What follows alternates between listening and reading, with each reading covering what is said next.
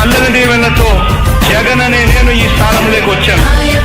దేవుడు దయ మీ అందరి చల్లని దీవెనలు ఉన్నంత వరకు వాళ్ళు నా వెంట్రుక కూడా పీకలేరు అని చెప్పి కూడా ఈ సందర్భంగా తెలియజేస్తా ఉన్నాను. యుద్ధానికి ఒక రూపం ఉంటే నీలా ఉంటది అంటాం, పోరాటానికి స్ఫూర్తి ఎవరంటే చరిత్ర వినిపిస్తాం, విజయానికి రారాజు ఎవరంటే నీ నడవడే అంటాం, వినయానికి నిజమంటూ ఎక్కడంటే నేను మాత్రమే చూపిస్తాం.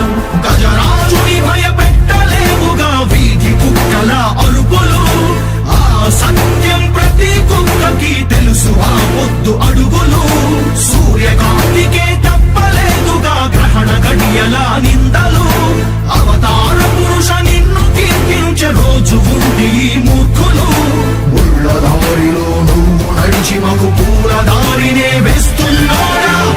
నిందించే వారెవరైనా మనిషి జన్మ కర్వులుగా గలరా? స్వాగతం స్వాగతం సేద సేద్య సంరక్షకుడా, స్వాగతం స్వాగతం ధైర్య శౌర్య నవోదయుడా, స్వాగతం స్వాగతం శాంతి సంకేత సైనికుడా, స్వాగతం స్వాగతం పంచభూతాల రూపకుడా, నాయకుడా నాయకుడా నవ్యాంధ్ర నవ నిర్మాణపు శ్రామికుడా, శ్రామికుడా స్వాగతం వీరా సేవకుడా, సేవకుడా నిజ జీవితాల్లో పొడిచే ఉషోదయుడా, ఉషోదయుడా స్వాగతం వీరా.